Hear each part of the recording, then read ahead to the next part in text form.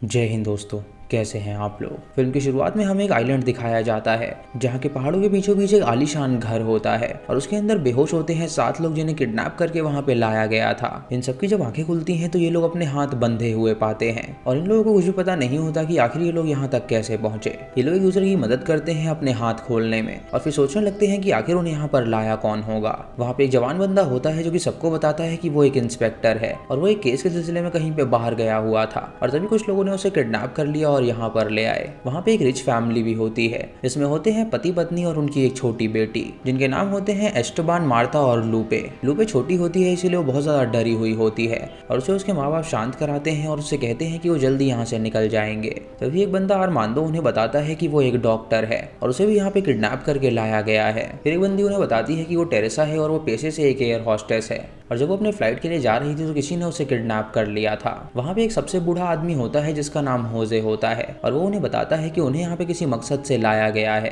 क्योंकि उसे लाते समय उन लोगों ने उसे बहुत टॉर्चर किया था। वो अपनी उंगलियां उन्हें दिखाता है जिसके नाखून उन लोगों ने निकाल लिए थे और ये देखकर सभी डर जाते हैं और उन्हें पता चलता है कि उनके साथ भी यही चीज होने वाली है। एस्टेबान चिल्ला के कहता है कि अगर उन्हें पैसे चाहिए तो वो उससे ले लें और वो उनकी फैमिली को यहाँ से जाने दें, लेकिन डॉक्टर उसे बताता है कि ये पैसों के बारे में बिल्कुल नहीं है। उन लोगों ने जरूर कुछ गलत काम किए हैं जिसकी वजह से वो यहाँ पर मौजूद हैं। तभी वहाँ का स्पीकर खुलता है और जो वहाँ पे उन्हें लाया था वो बोलने लगता है और उनसे कहता है कि वो यहाँ पे उन्हें लाया है गेम्स खिलाने के लिए और जिंदा रहने के लिए उन्हें यहाँ पे गेम खेलने होंगे। इस गेम में 3 रूल्स हैं। रूल नंबर 1 की उन्हें उन लोगों में से चूज करना होगा कि पहले कौन मरेगा। रूल नंबर 2 की कोई भी अपने आप को वॉलंटियर नहीं करेगा मरने के लिए और रूल नंबर 3 की जिसे भी उन लोगों ने सिलेक्ट किया होगा वो मरने के लिए राजी हो।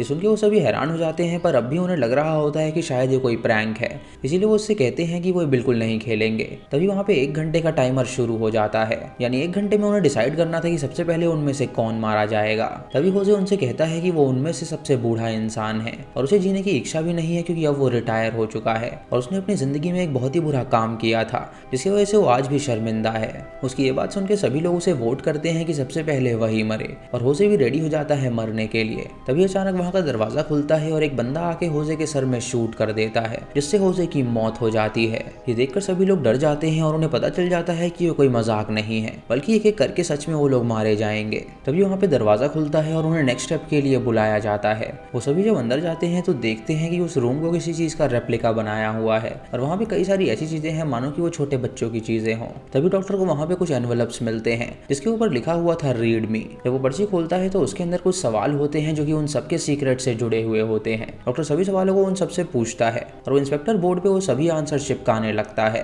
तभी सभी आंसर्स के सारे पहले लेटर हाईलाइट होने लगते हैं और वो एक नाम निकल के आता है जो कि होता है पैब्लो वेगा। ये नाम सुन के सभी हैरान हो जाते हैं क्योंकि वो नाम उन्हें बहुत ही ज्यादा फेमिलियर लगता है। इंस्पेक्टर उन्हें बताता है कि पैब्लो वेगा एक बहुत बड़ा किलर है और वो उसी के केस पे काम कर रहा था। वो कई बार उसे पकड़ना चाहता था लेकिन हर बार वो गायब हो जाता था। उसने कई सारे जजेस, पॉलिटिशियंस को भी मार रखा है और आज तक वो पकड़ा भी नहीं गया है। एक बार उसने जज को बंदी बना लिया था और उसका पेट काट के उसके तड़ियां बाहर निकाल दी थी और तब से उसका नाम बहुत ही फेमस हो गया और वो उसके केस पे तब से ही काम कर रहा है। इंस्पेक्टर उन्हें बताता है कि जरूर ये पैब्लो का ही काम है जो उन्हें किडनैप करके यहाँ पर लाया है और एक एक करके वो उन्हें जान से मारना चाहता है। मार्ता जब ये सुनती है तो वो बहुत ही ज्यादा घबरा जाती है और लूपा उससे पूछती है कि क्या वो ठीक है। तभी डॉक्टर चिल्ला के पैब्लो से कहता है कि उसकी माँ जो हॉस्पिटल में मारी गई थी वो उसकी गलती बिल्कुल नहीं थी। उसने उसकी जान बचाने की कोशिश करी थी लेकिन वो नहीं बच पाई। सभी उससे पूछते हैं कि आखिर वो किस बारे में बात कर रहा है तो वो उससे कहता है कि सालों पहले पैब्लो की माँ को उसके हॉस्पिटल लेकर आया गया था जहाँ पे उसका एक कार एक्सीडेंट हुआ था और जिसने कार एक्सीडेंट किया था वो भाग निकला था। उसने उसकी माँ को बचाने की कोशिश करी लेकिन वो नहीं बच पाई और शायद पैब्लो इसी बात का बदला लेने के लिए उसे यहाँ पर लाया है ताकि वो अपनी माँ की मौत का उससे बदला ले सके। तभी टेरेसा कहती है कि वो कोई और नहीं बल्कि वही थी जिसने वो एक्सीडेंट किया था, लेकिन वो उस वक्त बहुत ज्यादा डर गई थी इसीलिए वो वहाँ से भाग निकली थी। कुछ दूर आगे जाने के बाद वो वापस से वहाँ पर आई थी उसकी माँ की मदद करने के लिए, लेकिन तब तक वो वहाँ से जा चुकी थी। इस सुनकर डॉक्टर टेरेसा को धक्का दे देता है और उसे कहता है कि उसके एक्सीडेंट करने की वजह से आज सभी लोग यहाँ पे अपनी जान पे खेल रहे हैं। तभी वहाँ पे स्पीकर पे नर्स की टेस्टिमनी सुनाई जाती है जो कि उस वक्त उस डॉक्टर के साथ काम कर रही थी। वो नर्स बताती है कि एक्सीडेंट के वक्त सिर्फ उसकी हड्डियां टूटी थी लेकिन डॉक्टर ने उसे ट्रीट नहीं किया और उसकी बॉडी से कुछ निकाल लिया क्योंकि किसी और को उस बॉडी पार्ट की जरूरत थी। उन लोगों ने उसे मना भी किया था लेकिन उसने उनकी नहीं सुनी और इसी ऑपरेशन की वजह से पैब्लो की माँ की मौत हो गई और डॉक्टर ने पैब्लो को झूठ बोल दिया कि वो उसकी माँ को नहीं बचा पाया। ये टेस्टिमनी सुन के सभी डॉक्टर को कोसने लगते हैं और उन्हें पता चलता है कि उसने जानबूझ के उसकी माँ को मारा था। ऐसे ही सुन के डॉक्टर के लिए वोट कर करती है और उससे कहती है कि अब वो हेल में जाएगा। इंस्पेक्टर सबसे कहता है कि अगर वो सभी यहाँ पर मौजूद हैं तो इसका मतलब ये है कि उन सभी ने पैब्लो के साथ कुछ ना कुछ गड़बड़ जरूर की है। टेरेसा डॉक्टर और अपना तो उसे पता है कि वो यहाँ पर क्यों है, लेकिन एस्टेबान की फैमिली यहाँ पर क्यों है वो उससे पूछता है। ये सुन के मार्था उन्हें बताती है कि पेट्रिशिया वेका जो कि पैब्लो की माँ थी वो उनके यहाँ पे सर्वेंट की जॉब करती थी, लेकिन एक दिन वो प्रेग्नेंट हो गई और वो वहाँ से हमेशा के लिए चली गई। ये सुन के वो लोग कहते हैं कि वो उन्हें पागल ना बनाए, वो सच सच बताएं कि आखिर उन्होंने उसके साथ क्या बुरा किया है। तभी वहाँ पे एक और सीक्रेट दरवाजा खुलता है और जब वो लोग अंदर जाते हैं तो वहाँ पे ढेर सारी पेंटिंग्स को देखते हैं जिनमें पैब्लो ने अपनी बचपन की मेमोरीज उन पेंटिंग्स में दर्शाई थी। टेरेसा को वहाँ पे एक फोटो मिलती है जिसमें पैब्लो की माँ मार्था और उसकी फैमिली के साथ थी और उसके नीचे पैब्लो ने अंकल एस्टेबान और आंट मार्था लिखा हुआ था। लूपे जब ये सुनती है तो वो हैरान हो जाती है और वो अपनी माँ से पूछती है कि क्या पैब्लो उसका कजन है। एस्टेबान उन्हें बताता है कि हाँ वो उसका कजन है और उसकी जो माँ थी वो मार्था की बहन थी, लेकिन वो मेंटली बहुत ज्यादा इल थी। तभी इंस्पेक्टर उन्हें अजाइलम की तस्वीर दिखाता है और उसे पूछता है कि क्या उसकी माँ इसी अजाइलम में बंद थी। लूपे ये देख के हैरान हो जाती है और उससे पूछती है कि क्या पैब्लो ने एक अजाइलम में जन्म दिया था। ये सुन के मार्था बहुत ही ज्यादा घबरा जाती है और सारा सच सच बताने लगती है। वो उसे बताती है कि पैब्लो की माँ उसकी सगी बहन थी, लेकिन वो बहुत ही अजीब थी और उसने कई बार आत्महत्या करने की कोशिश भी करी थी। उसकी इस हरकत की वजह से उसके पिता ने डिसाइड किया उसे मेंटल इंस्टीट्यूशन में भेजने का। जब उसे वहाँ पे रखा गया तो कुछ दिनों बाद वहाँ पे मौजूद एक पेशेंट ने उसका शोषण कर दिया, जिससे कुछ महीनों बाद ही वो प्रेग्नेंट हो गई थी और वहीं पे उसने पैब्लो को भी जन्म दिया था। डॉक्टर्स ने उसे वहाँ पे बुलाया था ताकि वो बच्चे की परवरिश कर सके, लेकिन उसने पैब्लो को एक्सेप्ट नहीं किया और नर्स से कहा कि उसे इसी अजाइलम में वो रखे। उन लोगों ने पैब्लो को ठुकरा दिया था और इसी वजह से पैब्लो उनसे बदला ले रहा है। सभी लोग ये जान के बहुत ही हैरान हो जाते हैं और वो डिसाइड करने लगते हैं कि अब वो किसको वोट करेंगे। सभी लोग मार्था को वोट करने लगते हैं। इंस्पेक्टर, टेरेसा और डॉक्टर अब मार्था को वोट करते हैं, लेकिन मार्था अपने आप को बचाने के लिए टेरेसा के पास जाती है और उससे कहती है कि वो अपना वोट चेंज कर ले, क्योंकि वो जानती है कि उसका सिर्फ एक ही बेटा है और वो चाहती है कि वो उसे बहुत ही महंगे यूनिवर्सिटी में पढ़ाए। अपनी जॉब से वो ये ड्रीम पूरा नहीं कर सकती, लेकिन वो वादा करती है कि उसके जाने के बाद वो उसके बेटे को स्कॉलरशिप दिलाएगी जिससे उसका फ्यूचर बहुत ही अच्छा हो जाएगा। टेरेसा सुन के उससे कहती है कि वो चाहे उसे कितना भी कन्विंस करे वो अपना डिसीजन नहीं बदलने वाली।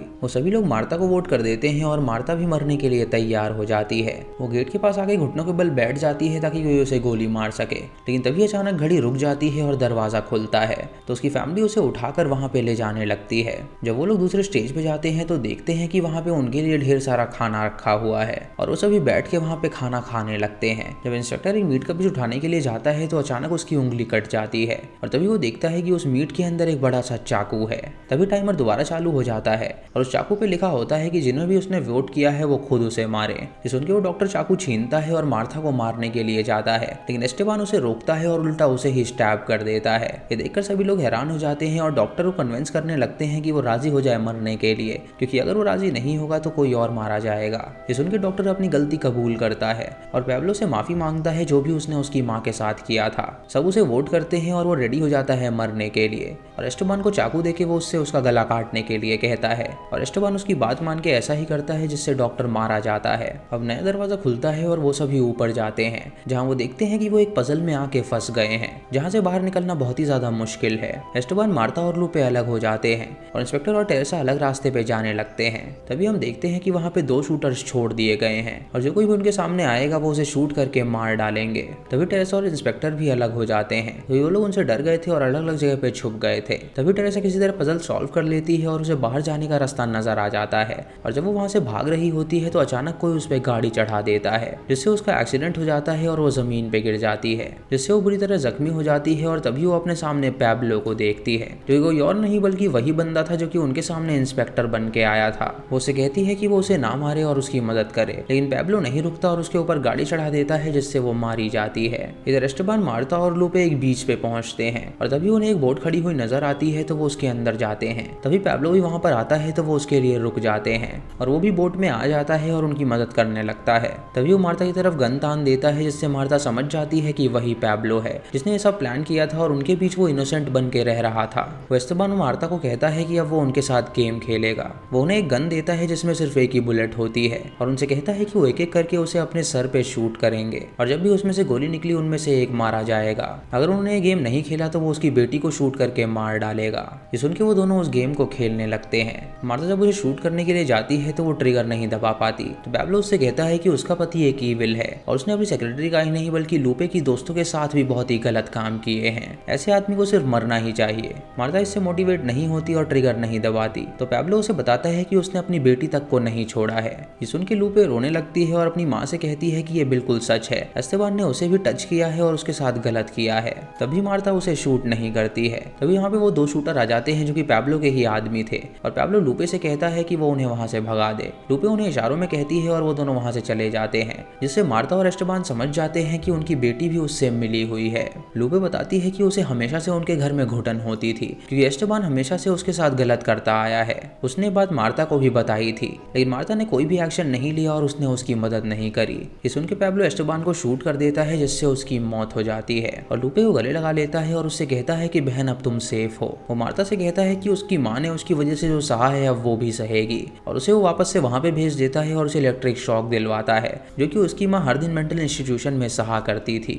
लूपे और वो एक साथ रहने लगते हैं और इसी के साथ उनका बदला भी पूरा होता है और इसी के साथ फिल्म भी खत्म हो जाती है। तो दोस्तों ये थी इस फिल्म की कहानी, जहाँ पे पैब्लो ने अपनी माँ की मौत का इन सबसे बदला लिया क्योंकि ये सभी जिम्मेदार थे उसकी माँ की मौत के।